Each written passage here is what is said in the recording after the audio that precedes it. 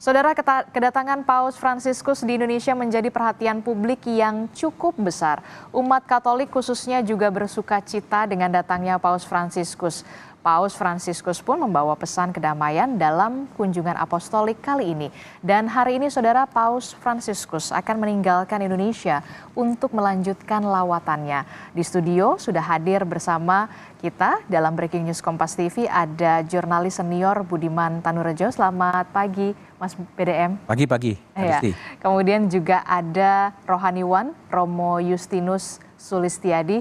Selamat pagi, Romo. Selamat pagi. Ya, senang sekali bisa bertemu kembali dengan Mas BDM dan juga Romo Sulis. Ini cukup menarik ya, karena ini merupakan kunjungan Paus Fransiskus yang pertama kalinya negara Indonesia menjadi tujuan pertama selama kunjungan Asia Pasifik. Setelah ini akan ke Papua Nugini. Nah, kemarin kita sudah melihat sekali bagaimana Misa Kudus ataupun Misa Akbar yang sudah dilakukan di GBK. Banyak sekali pesan-pesan makna apa yang kemudian mengena sekali untuk umat Katolik dan juga warga Indonesia khususnya. Romo. Ya, ada banyak pesan sih sebetulnya ya. Karena 3 hari di sini. Kalau yang tentang misa tadi yang ditanyakan ya. Dalam khotbahnya kan ada 2. Pesannya. Sayang sekali kemarin tidak ada penerjemahan beliau dalam bahasa Itali, tetapi umat melihat tidak mengerti bahasa Itali itu apa. Ada 2, yaitu mendengarkan sabda Tuhan dan menghidupinya. Nah, lalu bacaan yang dipilih itu dari pergilah ke tempat yang dalam, duc in altum. Jadi pergilah ke tempat yang dalam itu, kalau kita ingin mendapatkan makna yang sangat besar, kita harus berhenti sejenak dari hidup mengolah. Kalau dalam bahasa Jawa itu sapi, itu akan makannya, itu akan bergizi kalau ada memamah biak dikeluarkan lagi, direnungkan. Nah, ini kadang-kadang bertentangan dengan gaya hidup modern yang aktivisme ya, dari kegiatan ke kegiatan. Yang cukup padat. Nanti kalau ada galau, kita lalu kekurangan, lalu orang kaget, lalu kadang orang bisa depresi, orang bisa feel alone dan sebagainya. Barulah beralih ke Tuhan gitu biasanya. Beralih ke Tuhan itu pun biasanya telat karena nggak pernah dilatih. Nggak pernah dilatih untuk diam, tenang, merenung gitu ya, sebelum tidur, flashback kembali. Apa yang sudah dikerjakan berkegiatan gitu kan, ya. Di dalam bahasa Latinnya itu ada examen conscientia, pemeriksaan batin seperti itu. Bahkan ada kebiasaan mau tidur aja ngelonin HP. Masih ngecek handphone, buka grup WhatsApp. Terus nanti bangun tidur juga ngelihat HP dulu, jadi Tuhan dikalahkan. Nah, mungkin lagunya harus diganti itu, bangun tidurku terus mandi. Sekarang diganti bangun tidurku lihat HP. Gitu. Oke. Jadi untuk itu tadi ya, kita harus merenung dulu, harus menepi sejenak untuk merefleksikan diri. Itu semua yang kemudian makanya mendengarkan, termasuk juga soal perdamaian, kemudian toleransi yang juga masih didengungkan oleh seorang Paus Fransiskus di depan umatnya. Jadi setelah mendengarkan dengan tenang, ya, baru menghidupinya, menghayatinya. Sebetulnya Paus ini juga menerangkan lagu dari Misa, berbahagialah orang yang mendengarkan sabda Tuhan dan tekun melaksanakannya. Itu tiap Misa disebut. Nah, kemarin tema dari Paus, tagline-nya namanya ya Mas ya. Itu kan faith, fraternity, dan compassion. Nah, iman itu harus diwujudkan di dalam persaudaraan. Nah, ciri kita bersaudara itu adalah compassion. Jadi 3 hal itu. Apa itu compassion? Compassion dari bahasa Latin cum patire. Apa yang Anda derita, saya rasakan, saya hayati, itu compassion gitu loh. Berbeda dengan empati ya. Compassion itu, empati kan masuk ke dalam patos, ya toh. Simpati ya seperasaan lebih dangkal lagi. Tapi kalau compassion itu dari cum dan patire. Maka itu mungkin bahasa Jawanya, kita sama-sama dari Solo ya. Itu barangkali tepos liro ya menurut liro. saya. Bila rasa tepos liro begitu. Oke, dan inilah yang kemudian terus didengungkan oleh Paus Fransiskus di depan umat Katolik juga, bagaimana kita bisa merefleksikan diri dalam ketenangan, termasuk juga misi perdamaian, toleransi, saling menghargai antar sesama manusia, tidak membeda-bedakan keyakinan begitu. Betul, ya. Saya ke Mas BDM. Mas BDM sebagai jurnalis senior, bagaimana Anda mengcapture dengan dari awal pertama seorang Paus Fransiskus ini tiba di Indonesia sampai dengan hari ini? Iya gini, kalau dilihat kan Paus akan 70 jam ya berada di Indonesia sampai beliau nanti terbang ke Port Moresby. Seperti Romo Sulis katakan, banyak sekali pesan yang disampaikan, ya, baik pesan keteladanan, baik pesan kemajemukan, baik pesan toleransi, baik pesan kemiskinan, baik pesan social justice, ya, itu kan beliau selalu ungkapkan dalam berbagai kesempatan. Ya. Pidato Paus di istana itu kalau saya lihat itu ada 1077 kata, ya. Kalau pakai word count itu akan ke arah seperti itu. Dan pesan yang menonjol kalau bagi saya pribadi adalah ketika Paus mengutip lagi pernyataan Yohanes Paulus kedua tahun 89 di istana ini, yang saya ambil sebagai ucapan saya. Bagi saya itu menarik, ya. Beliau bisa mengungkapkan lagi apa yang dikatakan oleh Paus itu dalam bahasa, tapi dia mengutip kembali. Ini dikatakan oleh Santo Yohanes Paulus kedua di istana ini 35 tahun lalu. 35 tahun yang lalu, dan itu saya ambil sebagai ucapan saya. Bagi saya itu sesuatu gaya komunikasi yang menarik dari Paus. Ada tentunya Paus sendiri yang kini bisa menafsirkan apa itu. Apa yang dikatakan oleh Yohanes Paulus dia adalah soal hak-hak dasar manusia, soal apapun gitu loh. Nah, di balik itu tentunya ada sebuah pesan. Pesan apa sebetulnya mau disampaikan di sana, ya? Karena 35 tahun lagi diulang lagi pesan itu. Apakah memang ketika 89 dan sampai sekarang belum ada yang berubah? Nah, itulah yang kemudian sedang terjadi, itu yang disampaikan kembali.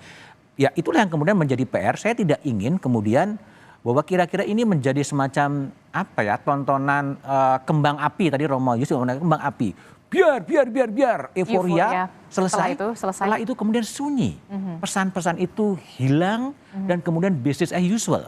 Nah, inilah PR yang sebetulnya dihadapi oleh pemerintah, karena Paus juga mengatakan ini pekerjaan-pekerjaan orang dari sisi politik yang punya tanggung jawab, yang menjaga republik ini. Nah, inilah PR. Bagaimana kemudian pesan-pesan ke Paus Fransiskus ini bisa kemudian ada continuity. Bukan setelah ini hilang semuanya. Itu PR yang dihadapi oleh bangsa ini. Oke, menarik sekali. Soal hak-hak dasar manusia itulah yang kembali didengungkan. Setelah 35 tahun Paus Yohanes Paulus berkunjung ke Indonesia dan kembali didengungkan oleh Paus Fransiskus pada saat di Indonesia kembali. Apakah ini menjadi peringatan kita juga kalau ternyata hak-hak dasar manusia juga masih belum bisa terrealisasi dengan penuh sukacita, ataupun bisa persamaan manusia belum benar-benar tercipta secara global? Nanti kita akan membahasnya lagi lebih lengkap. Tetaplah bersama kami dalam Breaking News Kompas TV. Dialog kita di pagi hari ini bersama dengan Mas Budiman dan juga Romo Sulis. Tadi menyambung perbincangan kita ya Mas BDM ya. Soal hak-hak dasar manusia yang kemudian kembali disinggung oleh sosok Paus Fransiskus. Padahal tadi disebutkan oleh Mas BDM, ini merupakan pernyataan yang dikatakan pula 35 tahun yang lalu pada saat Paus Yohanes Paulus II juga berkunjung ke Indonesia dengan misi yang sama, yakni hak-hak dasar manusia. Tampaknya dilihat apakah masih belum terpenuhi atau seperti apa sampai kemudian 35 tahun setelahnya masih terus disinggung. Ya, kalau itu diucapkan kembali, persisnya gini ya, coba supaya tidak salah menangkap ya.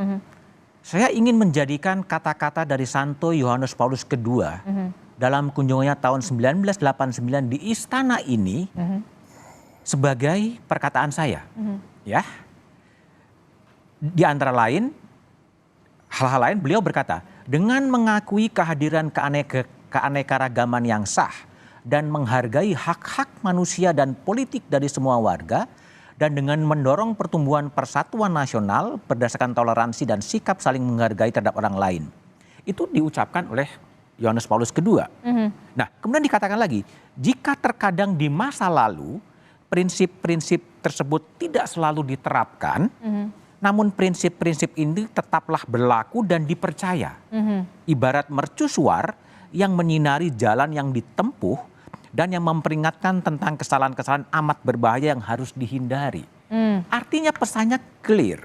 Ya, 35 tahun yang lalu, Santo Yohanes Paulus II di istana mengungkapkan soal itu dan kemudian dilihat situasinya belum banyak berubah.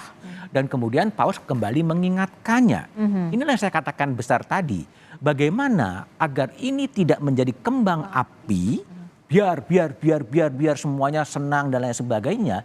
Setelah itu kehidupan menjadi business as usual. Nah, inilah pekerjaan rumah yang harus kemudian disuarakan terus, bagaimana agar suara-suara ini, pikiran soal Laudato Si, soal lingkungan hidup, soal ekonomi Fransisco, banyak sekali pikiran harus digunakan menjadi pisau analisis untuk mengkoreksi apa yang sebenarnya tidak tepat untuk bonum komune, untuk masyarakat baik. Itu sebenarnya PR, karena saya khawatir yang menjadi kecemasan setelah beliau pergi ke Port Moresby, ke Dili, ke Singapura, di Indonesia akan business as usual lagi. Ya. Inilah yang kemudian harus terus didengungkan, jangan sampai ini hanya sebatas 3 hari ini saja. Iya, dalam praktek-praktek kebijakan, bagaimana pengambilan kebijakan publik itu bisa diatur betul agar tidak ada orang yang termarginalisasi, ya. Soal ketimpangan yang jadi sorotan, bagaimana mau diatasi ini semua gitu loh. Nah, kira-kira tafsir saya sebagai seorang wartawan adalah banyak sekali kunjungan-kunjungan kepala negara, ya setelah itu kemudian selesai. Inilah tugas berat bagi pemerintah untuk setelah paus ke Port Moresby, ke Dili, ke Singapura, dan kembali ke Vatikan, terus mau apa? Nah, inilah PR gitu. Yang bisa terjadi adalah ribut lagi dalam negeri, apalah sebagainya. Itu yang menjadi pekerjaan rumah agar ini punya makna yang lebih mendalam. Jadi jangan cuma istilahnya kita euforia sejenak 3 hari, setelah itu ya seperti biasa lagi begitu. Perlu ada apa yang selanjutnya harus dilakukan oleh pemerintah, termasuk soal tadi Anda mengatakan soal kebijakan publik yang memang harus pro rakyat ya. Oh iya, itu kan kata kunci dari Paus, mungkin tidak banyak disinggung ya soal ekonomi Fransisco. Bagaimana pandangan-pandangan ekonomi dari Paus Fransisco yang sangat menolak kapitalisme, bahkan dia menyebutkan ekonomi yang seperti karena ekonomi yang membunuh sebetulnya, yang memberhalakan uang. Nah, itu kan yang tercipta adalah bagaimana kemudian marginalisasi rakyat-rakyat yang marginalisasi. Dan yang kemarin ketika kita diskusi di satu meja, jumlah orang miskin kan pasti besar, 25,2 juta. Bahkan angka gelombang PHK ini juga semakin meningkat dari bulan Januari sampai bulan Juli, dan Provinsi Jakarta menjadi gelombang PHK tertinggi di Indonesia. Iya, itu yang jadi pekerjaan rumah. Kita tidak bisa melihat ini hanya sekedar statistik ya, bahwa angka kemiskinan turun dan lain sebagainya gitu. Tapi ini adalah nyawa manusia, di balik angka itu adalah nyawa manusia. Ada masa depan anak bangsa juga di sana. Itu yang jadi pekerjaan rumah sebetulnya. Yang harus ya terus mau apa? Kalau kondisinya udah seperti sekarang. Nah, inilah butuh koreksi-koreksi. Mumpung nanti akan ada transisi kekuasaan 20 Oktober. Bagaimana ekonomi kapitalistik yang sekarang yang kaya makin kaya, yang miskin tetap miskin, itu bisa dikelola menjadi sebuah kebahagiaan bersama gitu loh. Nah, kritik itu yang harusnya juga disampaikan. Oke, baik. Kita akan lanjutkan lagi perbincangan bersama dengan Mas BDM dan juga Romo Sulis. Tapi kita ke Kedutaan Besar Vatikan terlebih dahulu. Sudah ada jurnalis Kompas TV, Niko Andriawan di sana. Niko, selamat pagi Niko. Niko, kalau tadi kita lihat bagaimana antusias dari warga yang masih menunggu bahkan sedari pagi ingin melihat bagaimana sosok Paus Fransiskus, bahkan banyak juga warga yang ingin diberkati juga oleh Paus Fransiskus. Anda punya cerita apa di pagi hari ini soal bagaimana warga di sana sangat antusias sekali untuk menunggu terakhir kalinya Paus Fransiskus ada di Indonesia? Niko. Ya, selamat pagi Adisti dan juga saudara. Pada pagi hari ini, tepatnya di depan Kedutaan Besar Vatikan Jakarta, ini sudah berbondong-bondong berbaris rapi warga yang ingin menyambut kepulangan Paus Fransiskus sebelum bertolak ke Port Moresby ya.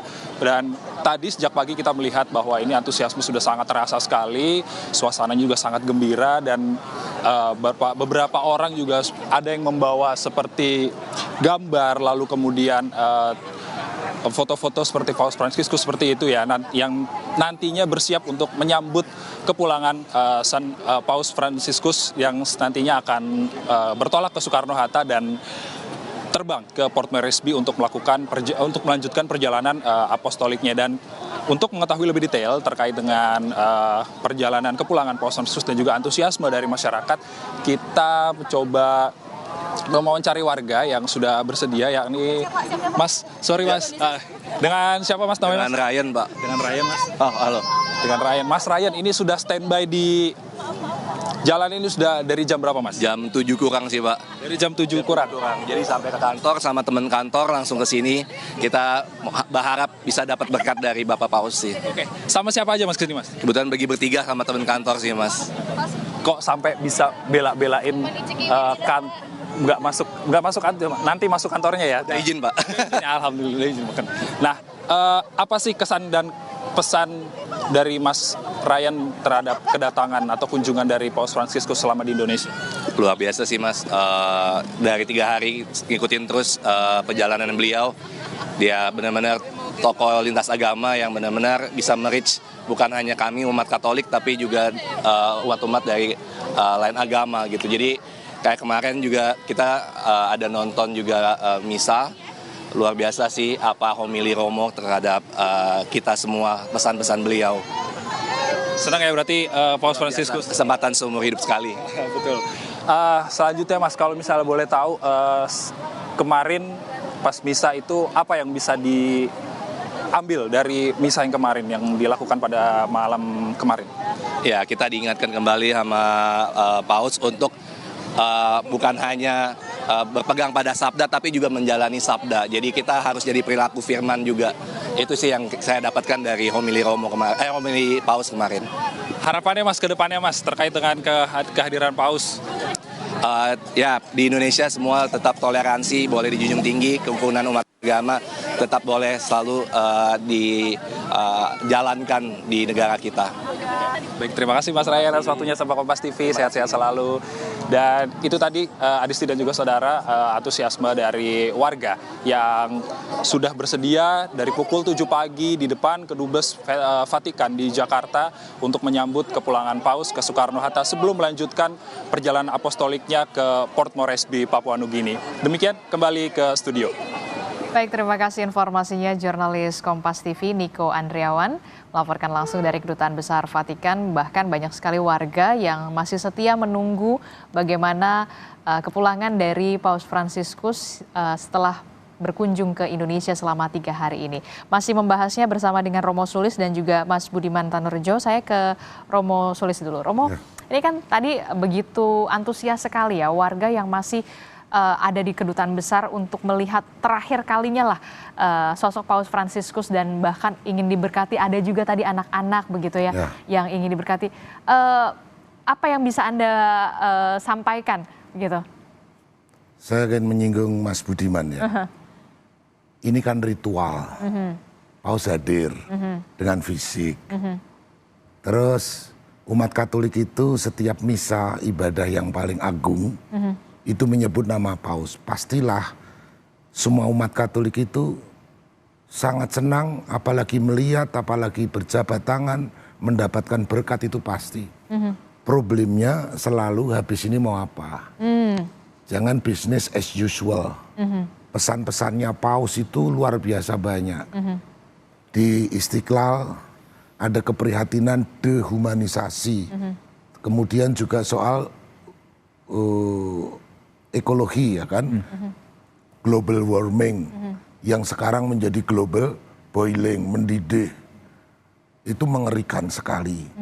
Nah soal dehumanisasi tadi disinggung soal hak asasi apakah sudah cukup, terus human trafficking, Indonesia banyak loh kasus human trafficking, terus kemudian 21,8 kalau statistiknya benar ya. 21,8% itu mengalami stunting. 270 juta, 1/5-nya berapa? Banyak kan ya? Stunting itu artinya otaknya tidak kurang cukup untuk berpikir. Gitu loh. Jadi ini PR yang banyak yang perlu dikerjakan oleh negara, bangsa, dan bergandengan tangan sesama umat beriman. Di Jakarta saja ini, waduh, pencemaran udaranya kan pernah. Pertama begitu, itu kan harus dipecahkan. Jadi ini selesai ritual, selesai berjumpa, selesai homo simbolikum, ya kan. Manusia simbol semua berkata baik. Nah ini PR-nya banyak. Itu bisa dibikin litani di daftar apa saja. Seharusnya dicatat begitu ya pada persoalan saat Paus Fransiskus itu menyatakan khotbahnya dan juga memberikan kemarin pesannya. Misalnya pada waktu dari mana namanya, dari katedral menuju ke gedung yang dulu untuk menjadi rapat kedua Sumpah Pemuda ya. Negara Pemuda. Apakah Sumpah Pemuda kita perlu diperbaharui sejauh mana? Anak-anak muda itu karakter buildingnya bagaimana, nation buildingnya. Jangan-jangan anak muda juga sudah tidak peduli dengan nasib bangsa gitu loh. Yang penting karirnya sukses, kan itu juga masalah. Ada begitu banyak sebetulnya yang baik-baik dicatat. Maka saya hanya mau mengatakan ini adalah PR bersama. Kita butuh gerakan, kita butuh communities, kita butuh institution, lintas bangsa, lintas agama, lintas suku, bekerja sama antara government sama non-government, ya, dan banyak sekali PR-nya, banyak. Tetapi satu hal, yaitu harapan. Problemnya kayak apa dari zaman dulu ya, banyak masalah. Tapi kita selalu berharap dunia pasti lebih baik lagi. Lebih baik, itu harapan didasarkan iman. Saya rasa itu saja. Dan di harian Kompas di headline bahkan dikatakan Paus Fransiskus mengatakan janganlah lelah bermimpi begitu ya. Kalau kita lihat, tapi kemudian dari mimpi itulah kita bisa mewujudkan mimpi itu menjadi nyata. Tentu saja dengan usaha-usaha dan juga niat baik, apalagi yang kemudian pesan yang disampaikan oleh Paus Fransiskus begitu jelas, begitu kita akan lihat.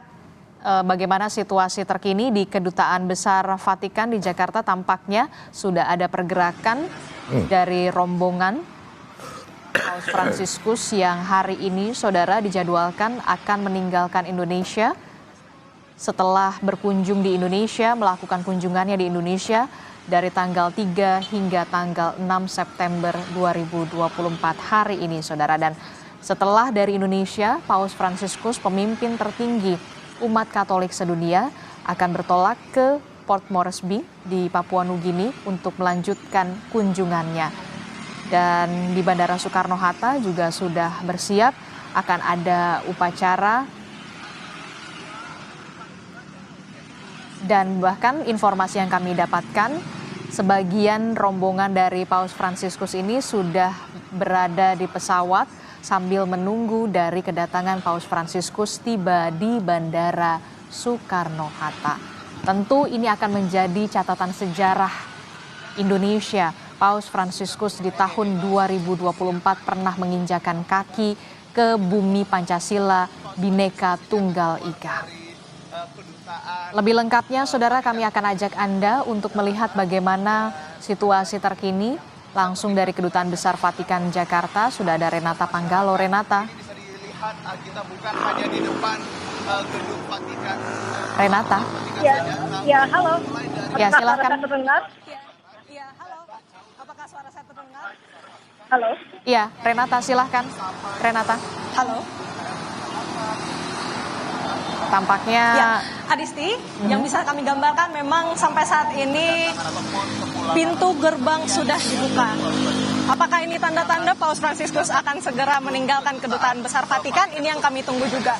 Karena sudah banyak sekali personil gabungan TNI Polri yang berjaga, bahkan pas Pampres pun ini sudah mulai berjaga di depan area gerbang pintu. Ini yang kita nantikan.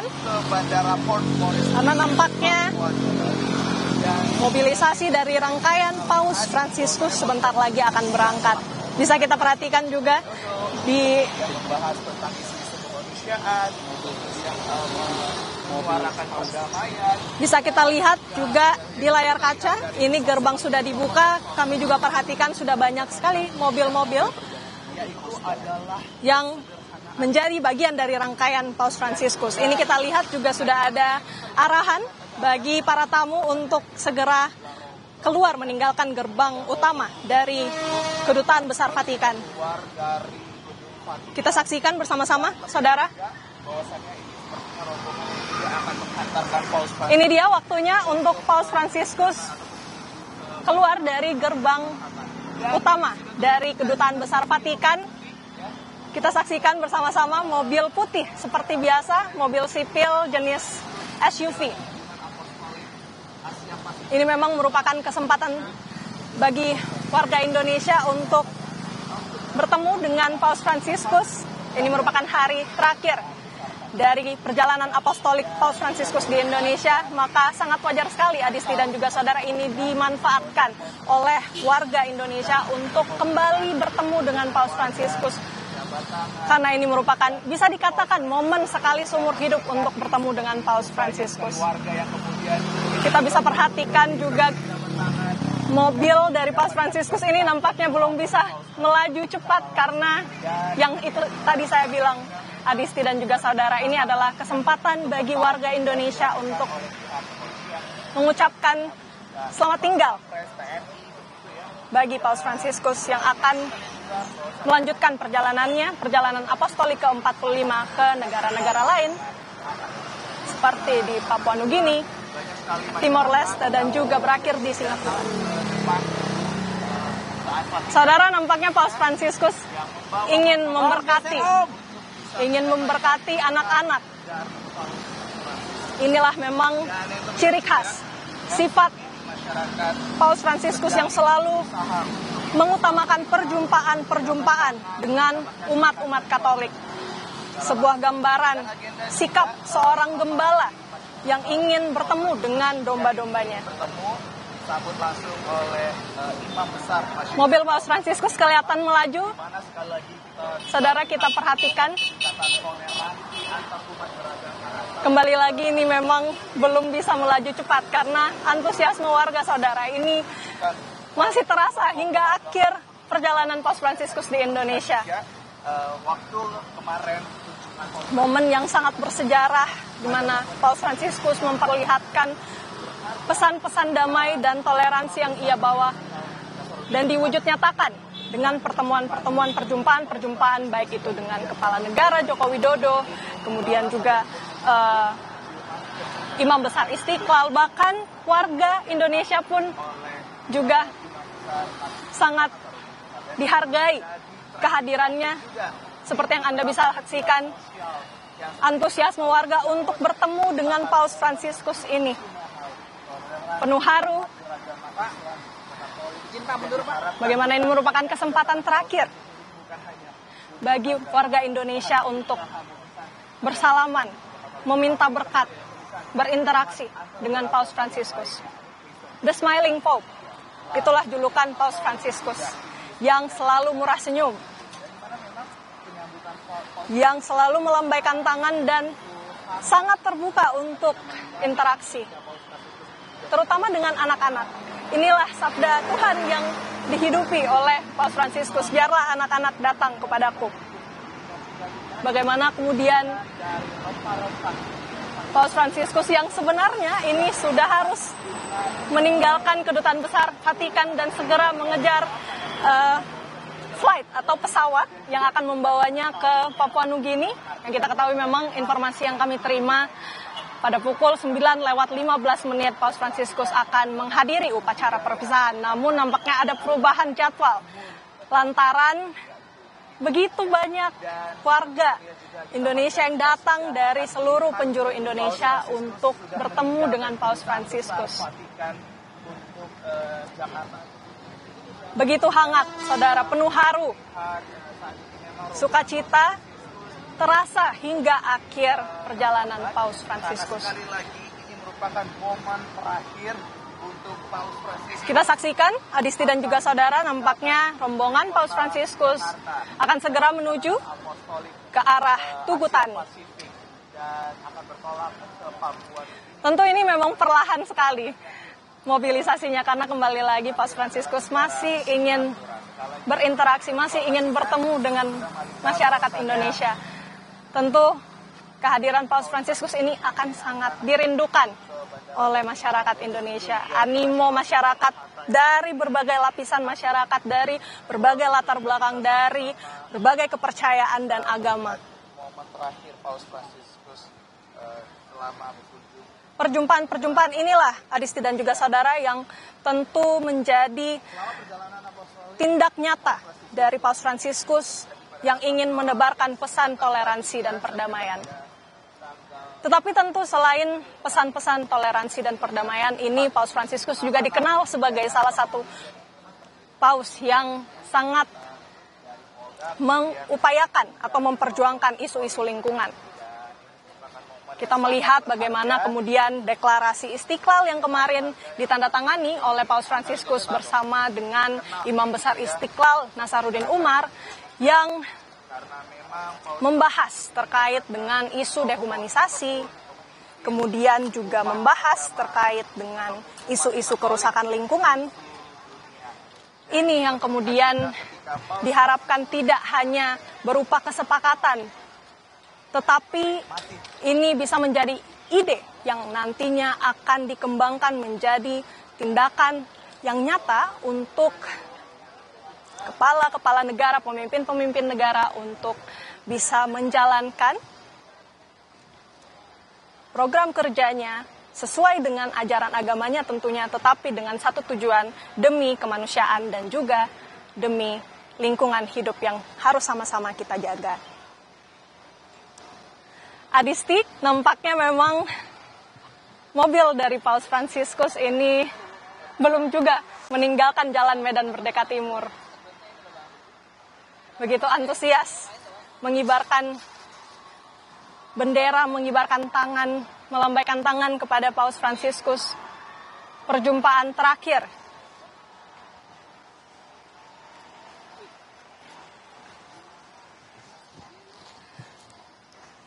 Adisti, kami ajak Anda untuk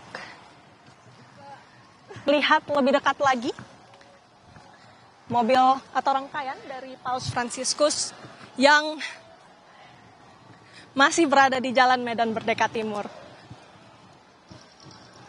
Kita ketahui Paus Fransiskus akan segera meninggalkan Indonesia.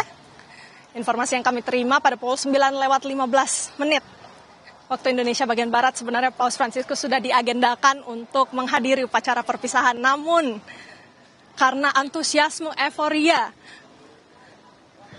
keinginan masyarakat untuk berjumpa dengan Paus Fransiskus ini yang membuat Paus Fransiskus mungkin ingin bertemu dengan warga-warga semua yang sudah menunggunya sedari pagi, saudara, di depan Kedutaan Besar Tata Suci Vatikan.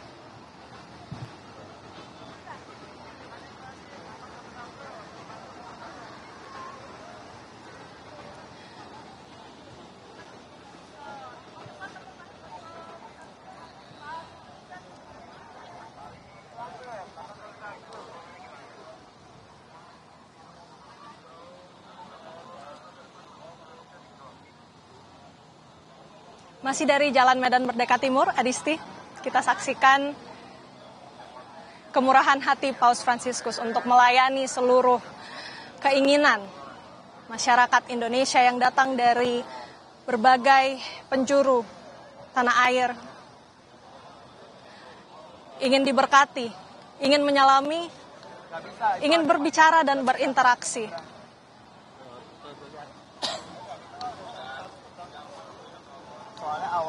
Kami coba tampilkan kepada Anda, saudara, masyarakat yang menunggu sejak pagi, bahkan di bawah terik matahari kota Jakarta, saudara, tidak melunturkan semangat warga Indonesia yang ingin bertemu dengan Paus dari berbagai lapisan masyarakat, dari berbagai keyakinan agama. Begitu nyata, begitu hangat.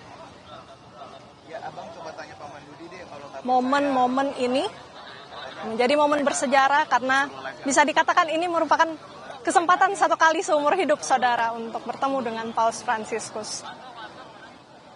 Tentu kehadiran Paus Fransiskus ini meskipun singkat 4 hari namun sangat berbekas dan akan sangat dirindukan oleh masyarakat Indonesia.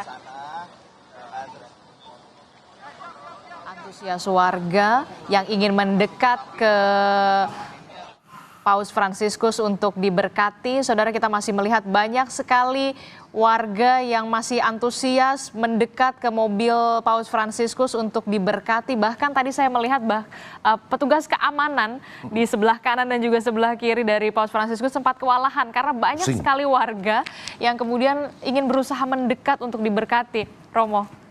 Ya begitulah, namanya juga umat. Saya pun kalau jadi umat, apalagi bertemu dengan pemimpin tertingginya yang punya karisma luar biasa dengan segala cara itu. Dan seperti Anda katakan, itu akan diingat seumur hidup. Apalagi kalau sempat salaman, maka bisa sangat dipahami. Kalau mereka ngantri, mungkin izin dari kantor kan ya tadi ya. Gitu. Ya harapannya seperti tadi, mudah-mudahan sentuhan, ini kan sentuhan ya, menatap, menyentuh secara empirik. Itu membekas, tapi akhirnya membuat perubahan batin. Lalu dia bisa berbuat orang-orang itu menjadi lebih baik, lebih proaktif dalam membangun bangsa, dalam partisipasi dengan gereja, begitu. Saya juga mencoba menganimasi sebelum kedatangan ini. Saya bikin kelompok khusus kabar baik misalnya. Lalu saya libatkan juga ada kelompok budaya lintas budaya namanya, kebetulan sama IKN, Ikon Kebudayaan Nusantara. Itu kan sebetulnya untuk menyiapkan sesudah ini apa. Karena itu harus menjadi gerakan, menjadi community. Dan kalau ingin lebih hebat lagi, syukur-syukur menjadi institusi kan begitu. Karena nggak mungkin ini yang luar biasa ini dikerjakan sendiri-sendiri. Dan harus bergandengan tangan. Bergandengan tangan. Dan tidak mungkin hanya dengan rasa. Rasa sangat penting. Kita merasa dekat dengan Paus, kita menyentuh Paus, secara empirik kita ada di sana. Tapi kemudian menggunakan seluruh tenaga, akal, pikiran, atau kerjasama dengan lintas itu saya rasa. Jadi tidak hanya ingin diberkati, tapi setelah diberkati itu apa yang bisa kita perbuat untuk negeri ini menjadi manusia yang lebih baik, termasuk juga untuk membangun negeri kita ya. Dan itu harus segera dilakukan untuk hak dasar manusia yang segera terwujud itu ya tadi ya. Kita akan melihat bagaimana antusias warga yang masih begitu luar biasa karena ini menjadi sejarah perjalanan Paus Fransiskus menginjakan kaki ke bumi kita, bumi Pancasila, Bhinneka Tunggal Ika sejak 3 September hingga 6 September dan hari ini saudara ini merupakan hari terakhir di mana pemimpin tertinggi Katolik sedunia, Paus Fransiskus akan segera meninggalkan Indonesia dan akan bertolak ke Papua Nugini untuk melanjutkan kunjungannya. Bahkan tadi kita melihat banyak sekali anak-anak begitu ya, bayi-bayi yang kemudian juga menunggu sedari pagi untuk diberkati. Mas Budiman. Ya, sekarang kan problemnya adalah 70 jam ya, kita melihat euforia yang luar biasa. Ya, sejak beliau datang sampai kemudian di acara di Istiqlal, acara di GBK, sampai beliau di Kedubes Vatikan masih sangat padat orang. Apa sih yang dibaca dari fenomena itu? Ya, ini kalau saya membacanya adalah fenomena kerinduan ya, kerinduan akan pemimpin ya, sosok yang genuine. Genuine itu adalah pemimpin yang memang satu kata dan perbuatan. Ya. Kita lihat ya, ketika Paus ini kemudian di konklav, ya konklav itu ketika pemilihan Paus, mengapa dia menjadi Paus kemudian memilih Fransiskus sebagai Paus? Karena di BCI oleh Uskup Brasil, don't forget the poor, jangan lupakan orang miskin. Ya, ketika memilih orang miskin, dia memilih siapa? paus apa yang akan dipilih? Dia memilih Fransiskus Assisi yang simbol dari kemiskinan itu. Simbol seorang pemimpin yang memang care terhadap orang miskin dan care terhadap lingkungan hidup. Dan itu kemudian konsisten diterapkan. Bukan hanya sekedar nama, tapi dengan tindakan-tindakan yang beliau hadir di sini dan kemudian lihat tuh dengan mobil kijang yang dipilih dengan segala peran betul-betul sangat sederhana dan itu menunjukkan sosok yang memang satunya kata dan perbuatan. Ada genuinitas, ada kerinduan hadirnya pemimpin yang betul-betul satu kata dan perbuatan, bukan sebuah hiperrealitas. Semuanya dibungkus oleh alat-alat komunikasi seolah-olah care dengan kondisi, tapi sebetulnya enggak. Ini sebetulnya tontonan ini adalah show bagi elit-elit politik di Indonesia untuk melihat apa refleksi dari kondisi yang seperti sekarang. Yang sangat smile, sangat dekat dengan rakyatnya, ingin bertemu dengan siapapun juga. Saya dengar dari salah seorang wartawan yang ikut menyertai penerbangan dari Italia sampai ke Jakarta. Hampir di semua seorang wartawan diajak bicara dan tidak dibatasi oleh waktu. Sesuatu yang diajak bicara, ini sesuatu yang bagi saya luar biasa, yang menunjukkan bahwa beliau itu betul-betul care. Ini fenomena yang mengatakan dikejar kemana-mana.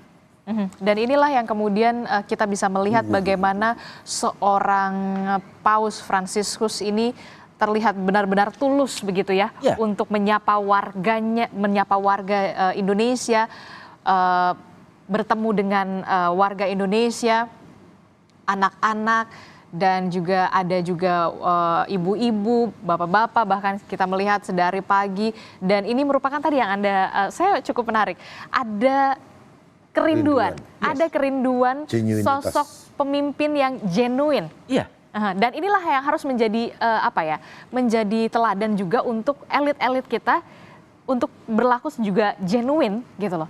Iya, kalau bagi saya setiap orang dalam sebuah peristiwa sosial dia harus bisa menangkap, merefleksikan apa dari itu semua. Inilah kerinduan akan pemimpin yang memang genuine, satunya kata dan perbuatan. Kalau dia mengatakan mencintai Indonesia, ya mencintai itu semua.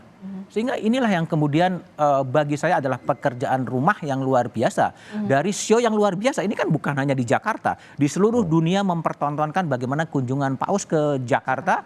Nanti bisa dilihat kunjungannya ke Port Moresby, ke Dili, dan itu menunjukkan sebuah pesan-pesan global, ya, pesan-pesan kerinduan, dan dream, atas yang tadi dikatakan kan kita harus penuh harapan. Ini communication of hope, harus memberikan harapan. Harapannya menuju kemana? Ya harapannya adalah kepada pembukaan konstitusi itu, yang mungkin kita juga sudah lupa bunyinya apa. Nah itulah PR-PR yang ada sebetulnya. Iya, menarik sekali. Terlihat sekali bagaimana warga ini antusias, merindukan sosok pemimpin yang benar-benar genuine, no gimmick-gimmick. No gimmick-gimmick tanpa bendera partai politik. Itu begitu genuine, semuanya lepas, ingin diberkati, ya kan? Nah ini kan sesuatu yang simbolik ya, sangat simbolik yang menunjukkan ada sebuah kerinduan akan itu semua yang mungkin lihat ini apa? Orang kan feeling merasakan ini apa yang sedang dirasakan dengan kunjungan Paus sekarang ini. Itu yang bagi saya adalah perlu elit-elit politik di Indonesia siapapun itu, termasuk gereja sebetulnya juga harus melakukan introspeksi diri. Ya, kadang-kadang gereja juga dengan umat kadang juga berjarak, itu juga PR sebetulnya. Jaim. Atau jaim lah istilah Romo Sulis, pengakuan dosa Romo Sulis. Itu juga yang harus dipikirkan semua. Semua pihak harus melakukan introspeksi dan refleksi atas kunjungan ini. Semua pihak ini harus jadi bahan refleksi kita ketika ada seorang sosok Paus, pemimpin tertinggi dari umat Katolik sedunia. Kita bisa melihat bagaimana ketulusan seorang Paus Fransiskus menyapa warga, bahkan kesederhanaan juga menjadi contoh betul-betul nyata yang kemudian bisa dikatakan bahasanya bukan menampar ya, agak sedikit halusnya begitu ya. Ini kita harusnya tergelitik begitu ya, tergelitik kaum elit dan juga kita gitu yang semuanya sebenarnya di mata Tuhan sama. Ya. Romo. Ya menarik tadi Mas Budiman itu. Saya tadi juga persis ketika Mas Budiman bicara tentang genuinitas. Saya langsung arah pikiran saya bukan kepada pemerintah atau apa. Tapi? Kepada saya sendiri, kepada para romo pemimpin agama. Karena Yesus itu di kitab suci itu yang paling dikutuk itu hipokrisi. Engkau orang-orang munafik, orang-orang, ya kan, itu habis 8 sabda bahagia, itu lebih dari 8 kutukan untuk ahli Taurat dan untuk orang-orang munafik. Seperti kuburan di labur putih, tapi dalamnya tulang belulang.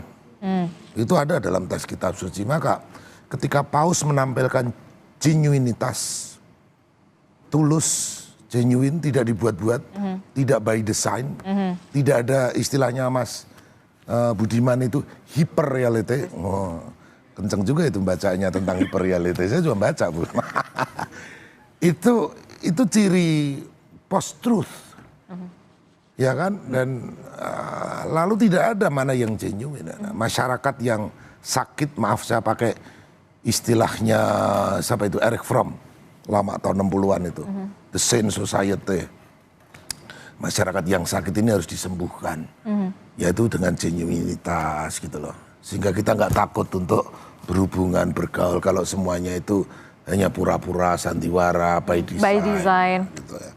Saya rasa itu saja. Termasuk juga ya, kita juga berharap nih, kan sebentar lagi juga eventnya event pilkada nih Mas BDM. Kita juga bisa melihat bagaimana ketika masa-masa kampanye, baik itu pilpres ataupun pilkada. Ya banyak sekali lah ya kita dipertontonkan bagaimana kedekatan dengan masyarakat begitu ya. Tapi setelah itu selesai. Elit-elitnya. Ya itu kan menjadikan rakyat sebagai komoditas. Iya, sebagai objek untuk mendapatkan suara. Setelah itu kan kemudian berbeda. Nah inilah yang menjadi tadi ya, Romo Sulis mengatakan kemunafikan, banality of hypocrisy.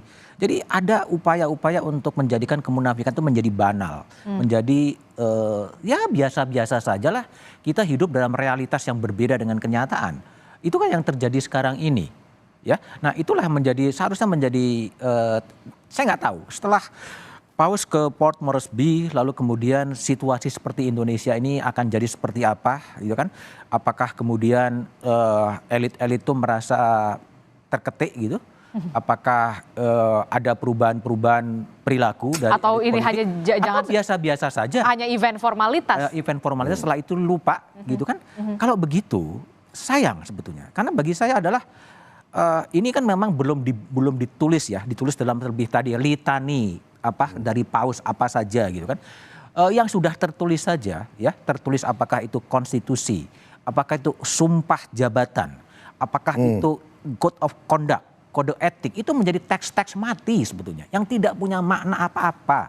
Ini yang menjadi PR, ini kan sebetulnya memang mengarah kepada tadi kemunafikan ya. Ya semuanya hanya menjadi ritual-ritual, saya bersumpah begini, ya sumpah saja sebagai bagian dari ritual. Tapi tidak menghayati apa itu sumpah itu sendiri. Nah harapannya ada sebuah introspeksi yang lebih mendalam, so what dengan lingkungan hidup? So what dengan kebijakan pembangunan? So what dengan kesederhanaan? Apakah kemudian akan ada perubahan dalam katakanlah kunjungan-kunjungan dari elit negeri ini gitu kan, tidak lagi secara berlebihan. Mobilnya juga biasa-biasa saja. Ya, kalau itu kemudian bisa dihemat, kalau uang-uang korupsi, katakanlah itu bisa digunakan untuk mengatasi 25,2 orang miskin, itu kan terjawab gitu loh. Sehingga pidato Santo Yohanes Paulus kedua 89 itu tidak perlu diulang lagi. Diulang itu kan karena belum selesai PR-nya. Nah itu yang menjadi, ya tapi tergantung pada kita semua bagaimana kemudian terus menyuarakan petisi-petisi atau suara-suara moral. Ini kan muazin bangsa, ini luar biasa loh. Di tengah jalan masih ada orang yang kemudian memberikan sambutan kan. Dan ini contoh nyata yang langsung kita lihat. Itu tanpa ada sebuah orkestrasi, mereka datang dengan sendirinya. Itu sesuatu yang genuinitas pada sisi masyarakat. Kalau itu sudah ditempeli oleh kepentingan-kepentingan politik, mungkin suasananya menjadi sangat berbeda. Itu yang bagi saya refleksi kunjungan 70 jam Paus di Indonesia. Ya demikian yang terjadi gitu. Menarik juga pada saat saya teringat kembali pada saat Paus Fransiskus berkunjung atau menemui Presiden Joko Widodo, juga dalam sambutannya Paus Fransiskus mengatakan keserakahan hanya membawa kesengsaraan. Romo lah yang menjelaskan. Silakan, itu tafsir itunya. Nanti saya akan coba jelaskan juga versi saya. Gimana? Pada saat saya terlalu asik melihat keserakahan membawa kesengsaraan. Oh iya. Ya otomatis ya itu sebuah logika sederhana. Bumi ini diciptakan oleh Tuhan bermiliar-miliar tahun. Dengan kekayaan alamnya, termasuk Indonesia yang kita tahu punya kekayaan bukan alamnya. Hanya Indonesia, bukan hanya bumi. Matahari kita itu titik kecil dari berjuta-juta matahari. Saya selalu mengatakan ini itu sebetulnya awal peradaban kok. Bukan kiamat sudah dekat, kiamat masih jauh. Karena manusia baru nyampe ke bulan. Artinya apa? Tuhan menyiapkan rumah kita bersama itu sangat kaya, nggak ada habisnya. Andaikanlah bumi habis natural resources, nanti ada alat pergi ke Mars, kemana begitu. Tapi kata seorang yang luar biasa, saya lupa namanya, mengatakan begini. Bumi yang luar biasa resourcesnya yang tiada habisnya ini sangat tidak cukup untuk seorang yang serakah. Gandhi ya? Gandhi ya, Mahatma Gandhi. Untuk seorang yang serakah. Tidak akan pernah cukup. Nggak pernah akan cukup. Dan Mother Teresa saya hubungkan karena mirip. Mother Teresa itu mengatakan problem manusia zaman now, katakanlah kalau zaman sekarang. Zaman now kan gitu. Itu bukan tidak adanya harta. Ada banyak cukup. Tapi kekurangan cinta. Jadi kalau tidak ada love, akhirnya serakah. Lalu jadi selfish, self-centered. Nah itu merusak semuanya dalam arti moral personal begitu. Tapi tentu saja ada moral sosial yang perlu dikembangkan. Karena kita hidup bersama, kita ada politik, kita ada governor, kita ada sistem-sistem yang mendukung seluruh ekosistem kita sebagai masyarakat gitu loh. Demikian kurang lebih, Jadi itulah yang kemudian perlu kita bisa dikatakan tidak hanya berpegang teguh saja, tapi bagaimana menjalankan itu dan mengimplementasikan itu, jangan cuma hanya sampai hari ini, tapi nanti sampai berikutnya, termasuk juga tadi yang tadi Anda sebutkan. Iya, jadi saya melanjutkan Romo Sulis ya. Gandhi itu memang pernah mengatakan bahwa bumi ini akan oke-oke saja kalau hanya asal tidak dengan rakus dan serakah gitu kan. Nah itu yang jadi penting, tapi kan problemnya adalah kerakusan ini kan menjadi banal juga ya. Menjadi banal ya, menjadi sesuatu yang ya semuanya dapat habis gini loh. Nah Paus Fransiskus dengan Laudato Si itu kan berbicara soal keadilan lintas generasi. Kamu jangan hanya mengeruk kekayaan itu sekarang, tapi perhatikan anak cucu dan buyut. Mau jadi apa itu semua. Nah ini refleksi yang harus terus disuarakan ya, agar dari semua banyak pesan ya itu ada yang nancep. Apa yang mau kita lakukan? Apa yang lebih penting? Apa inovasi kebijakan publik selanjutnya yang bisa pro rakyat? Itu ya? Itu kan harus ke situ. Yang itu menjadi PR. Ini mumpung ya 1 Oktober akan ada pelantikan anggota DPR baru, ya kan? 20 Oktober akan ada pelantikan presiden baru, ya. 27 November akan ada pemilihan kepala daerah. Tidak perlu rakus gitu, cukuplah dengan situasi yang ada, sehingga tidak kemudian udah minta itu, mau buat apa? Tidak perlulah juga kemudian flexing, yang memamerkan semua yang ada, yang dimiliki. Masih ada 25,2 juta orang yang memang tidak bisa apa-apa gitu loh. Nah ini nih PR yang betul-betul bagaimana kemudian bangsa ini melakukan refleksi yang mendalam dengan melihat sebuah litani genuinitas yang sedang terjadi yang ditunjukkan oleh Paus gitu. Oke, kita akan lihat bagaimana situasi dan juga kondisi terkini setelah tadi banyak sekali warga yang sudah mulai menghampiri Paus Fransiskus untuk terakhir kalinya akan meninggalkan Indonesia. Paus Fransiskus informasinya sudah berada masuk ke jalur tol untuk menuju ke Bandara Soekarno-Hatta. Sementara di Bandara Soekarno-Hatta sudah persiapan untuk bersiap menggelar upacara perpisahan bagi Paus Fransiskus yang akan meninggalkan Indonesia. Tadi juga kita sudah melihat bagaimana Menteri Agama juga sudah ada di sana. Ya kita cukup malu ya ketika kita ingin memamerkan flexing, tapi di saat yang bersamaan kanan kiri kita juga masih ada banyak hidup yang kekurangan. Iyalah, tapi nanti kita akan bahas usai jeda. Tetaplah bersama kami dalam Breaking News Kompas TV.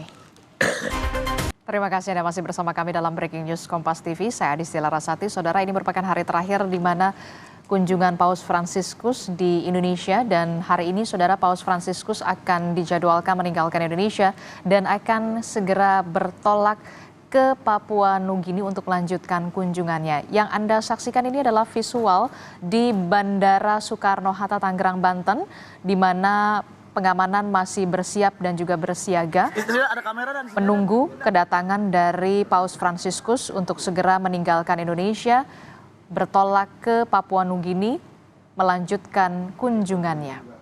Seperti yang kita ketahui bersama, Saudara, Paus Fransiskus ini berada di Indonesia sejak tanggal 3 September yang lalu. Ada berbagai agenda yang dihadiri oleh Paus. Salah satunya adalah Paus Fransiskus sebelumnya bertemu dengan Presiden Joko Widodo sebagai pemimpin negara Vatikan. Ada berbagai isu yang kemudian didengungkan dalam kunjungan Paus Fransiskus ke Indonesia, selain toleransi beragama, juga bagaimana misi perdamaian dunia yang harus juga terus diupayakan tanpa adanya kekerasan, termasuk juga adalah social justice, hak-hak dasar manusia, juga terus didengungkan oleh Paus Fransiskus selama kunjungannya di Indonesia, termasuk juga soal isu lingkungan yang juga ditonjolkan dalam kunjungan Paus Fransiskus di Indonesia, Saudara. Kita akan masih lihat, ini adalah sejumlah persiapan di mana nanti akan ada upacara perpisahan yang akan dilakukan sebelum nantinya Paus Fransiskus ini akan meninggalkan Indonesia untuk bertolak ke Port Moresby di Papua Nugini, Saudara. Sementara itu, informasi yang kami dapatkan, rombongan dari Paus Fransiskus sebagian besar sudah berada di pesawat. Kalau kita lihat, pesawat yang digunakan oleh Paus Fransiskus dari Indonesia menuju ke Papua Nugini menggunakan Garuda Indonesia. Ini cukup menarik sekali, Mas Budiman.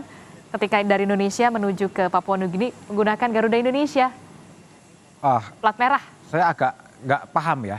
Mungkin Mas Jonan yang bisa menjelaskan kenapa Garuda Indonesia. Tapi simpel saja lah. Mungkin ya penerbangan apapun yang dipakai ya bisa saja digunakan untuk penerbangan Paus dan 80 wartawan ke Port Moresby. Nanti dari Port Moresby masuk ke Dili akan menggunakan pesawat apa. Ya bagi Indonesia tentunya ini bagus ya. Bagus dalam arti kalau dalam konteks marketing gitu kan, sesuatu yang baik. Ya, branding juga yang bagus. Seorang Paus Fransiskus menggunakan pesawat komersil Indonesia. Kijang gitu kan. Nanti mungkin kijangnya akan naik itu kan sesuatu yang wajar. Tapi itu oke-oke saja. Tapi poinnya bukan soal itunya, bukan soal. Tapi bagaimana kita berbela rasa gitu. Masih banyak orang-orang yang situasinya tidak cukup diuntungkan dengan situasi itu yang harus dirasakan. Jadi oke, dalam hal-hal yang demikian.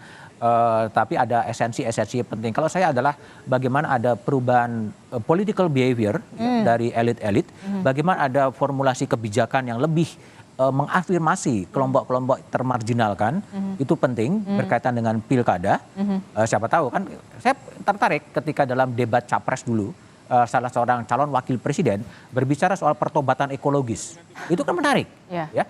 Mungkin akan dicomot saja gitu isunya itu, kemudian kelakuannya seperti apa kita nggak tahu juga. Tetapi harapannya sih ya ini menjadi berpikir, melakukan berhenti sejenak, melihat di mana posisi kita, dan setelah ada pesan-pesan yang begitu luar biasa dan itu disaksikan oleh panggung dunia yang luar biasa, kita mau apa setelah itu? Gitu. Nah ini yang menjadi PR kan, orang kan berbicara soal 100 tahun Republik Indonesia emas. Itu kan jangan hanya menjadi mitos gitu. Hanya menjadi mitos seperti dulu tinggal landas. Itu kan menjadi mitos. Ya, menuju ada sesuatu yang luar biasa. Ya, sekarang Indonesia emas. Tagline, jangan hanya sekedar tagline. Ini yang menjadi penting sih, harapan itu harus dibangun dengan berbagai mitos, tapi harus disadarkan gitu loh ya. Kalau kita kembali lihat pada teks pembukaan Undang-Undang Dasar 45, memajukan kesejahteraan umum, melindungi tumpah darah, dan lain sebagainya. Pendidikan, di mana posisi Indonesia? Anggaran pendidikan begitu tinggi, tapi berapa IQ rata-rata orang Indonesia? Ya. Kesejahteraan umum, ketimpangannya makin meluas. Nah, ini butuh reformulasi ya kebijakan-kebijakan sehingga mudah-mudahan apa yang dikatakan dipesankan oleh Paus Francis itu berubah menjadi kebijakan yang kemudian berubah. Kalau enggak, ya sami mawon gitu. Jadi kita hanya euforia sesaat menyaksikan kembang api biar setelah itu akan terjadi business as usual. Tapi saya yakin tidak lah. Selalu akan ada upaya-upaya untuk terus mengingatkan gitu. Nanti bayangannya ada kegiatan-kegiatan yang mengkaji soal ekonomi Francisco, bagaimana pikiran ekonomi Francisco kira-kira gitu. Oke, kita akan lihat nanti apakah ini benar-benar diimplementasikan soal keadilan sosial, apalagi sebentar lagi kita akan menyambut pemerintahan yang baru, begitu ya. Tentu saja banyak sekali harapan dan juga mimpi yang kemudian kita gantungkan di pemerintahan baru ini untuk 5 tahun ke depan untuk menciptakan keadilan sosial. Jangan sampai kedatangan atau kunjungan Paus Franciscus ini hanya sekedar event formalitas semata tapi tidak bisa diimplementasikan. Tentu harapan kita tinggi sekali keadilan sosial bisa tercipta untuk pemenuhan hak-hak dasar manusia. Tetaplah bersama kami dalam Breaking News Kompas TV, kami akan kembali.